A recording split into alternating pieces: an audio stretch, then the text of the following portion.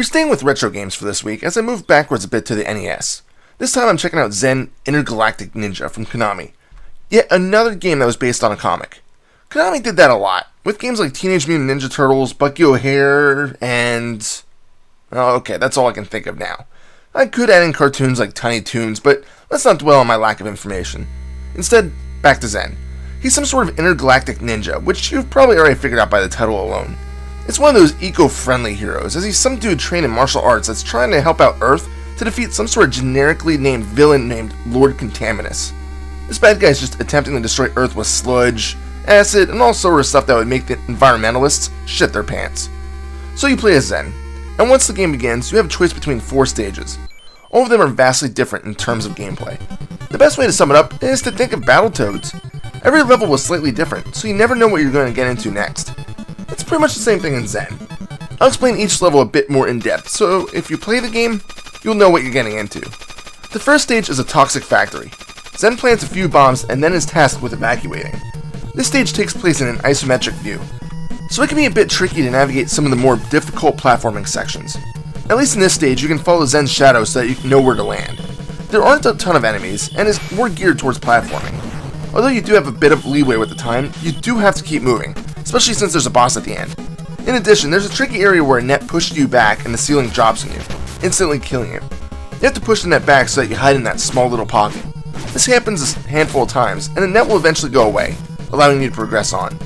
Stage 2 is pretty much a strict boss fight, where you have to bounce up a few trees to reach a chick named Sulfura.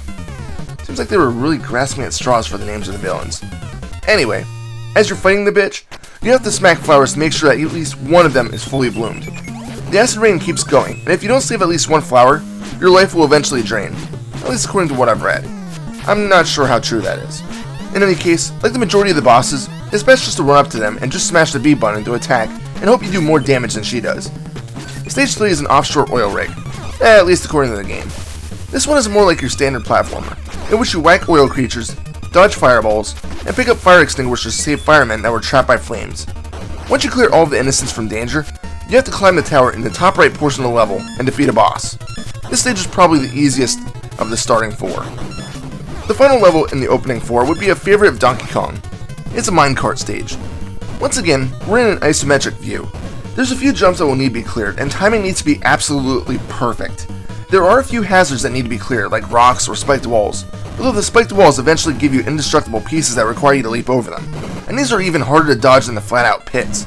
As always, there's another boss that needs to be battled, but he's not too difficult. After defeating any 2 of the starting stages, you'll be forced to play another boss fight, in which you need to fight Lord Contaminus while saving some random kid named Jeremy. It's here where you get to learn how to wall jump. The battle isn't terribly difficult, as Contaminus' projectiles are easy to avoid, and physically touching him doesn't damage Zen. So when you do complete the first 4 levels, the game starts to become completely linear. The 5th level is a hellish stage in which you have to drop down a cavern and avoid the spiked roof below, which is falling only slightly slower than Zen. During the fall, you'll have to attack or avoid enemies and try to fall through the platforms by finding the openings. If you land on too many platforms, you'll get crushed, because Zen doesn't move quite fast enough to really outrun the ceiling. This one mainly comes down to memorization, and I'll also add that the warning tone that sounds is freaking annoying. You'll be hearing it quite a bit. Once you clear that, it's time for a gauntlet of boss battles.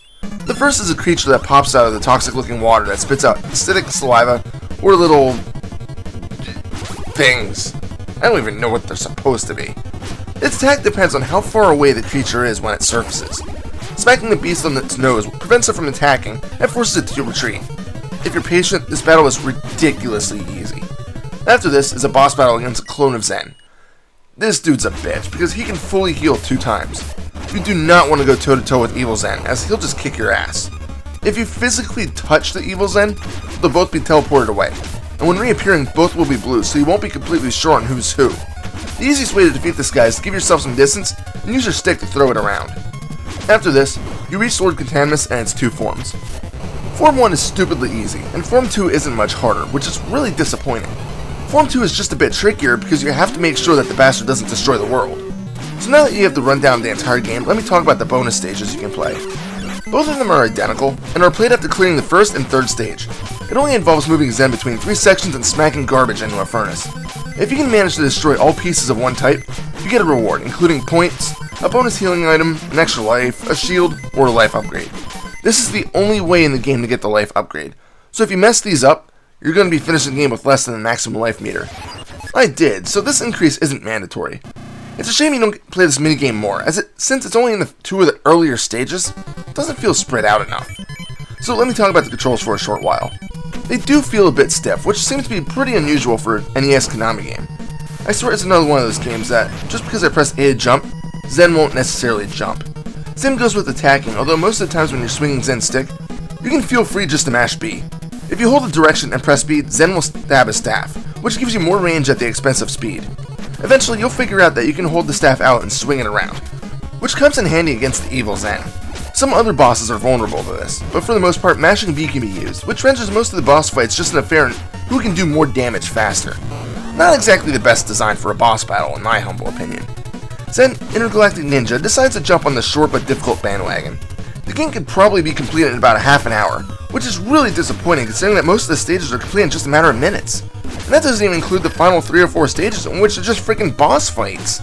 Honestly, I thought that the first 4 stages were more difficult than the second half. Although that cavern stage where the roof is falling is truly a pain until you memorize exactly where every platform that you need to dodge is. But once you do this, even this level is simple. You do get 3 continues to work with, so that's a help. There are a few items that can help Zen out, although both are fairly rare. The first and rarer item is a shield. It just looks like an orb in game.